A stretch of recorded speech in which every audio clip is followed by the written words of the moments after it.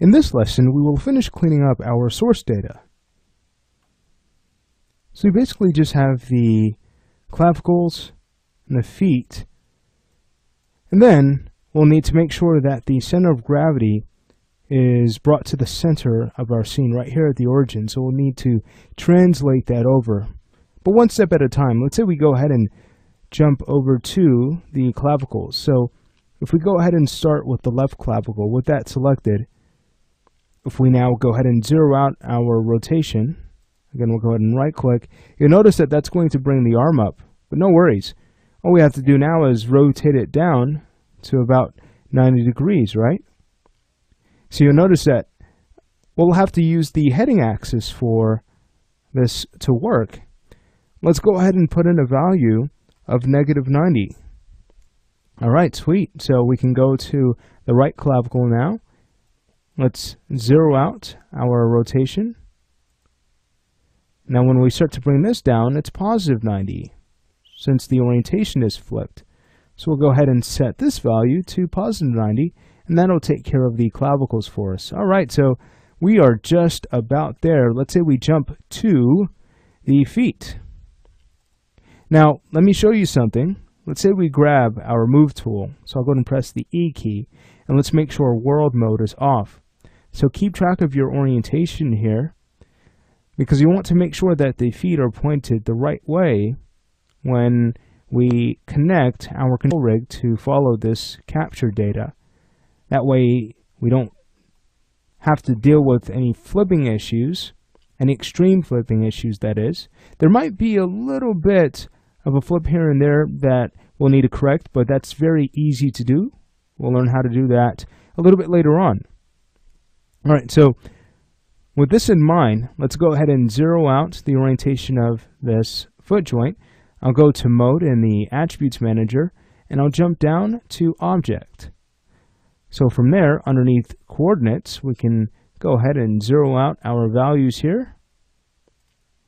So you can see that Z is pointed down when we do that. However, if I go ahead and press Control Z just a few times to bring this back to where it was before, you can see how Z is pointed at an angle, X is over to the side.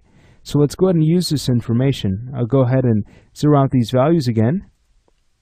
Now we'll go ahead and adjust the orientation to something that's a bit cleaner, something that'll work for us. Let's go ahead and grab our rotate tool.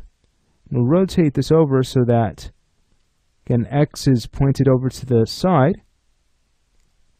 If we were to have a look at our value here, going back to the Attributes Manager, you'll notice that we can safely use a value of 180 degrees in our bank axis. And then we can use a value of -90 in our pitch axis. Let's go ahead and put that value in. All right, fantastic. Now when we grab the other foot, you can see here the same thing applies. Let's go ahead and zero out our values. Let's try a value of -90 in our pitch axis.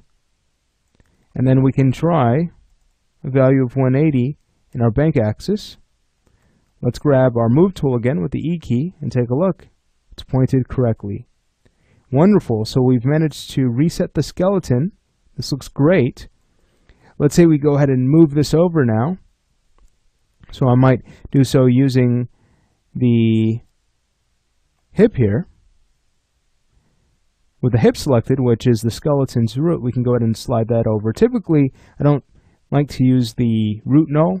I like to use what's actually animated, since we're trying to connect this animation to our rig. We just want to make sure that all values will update.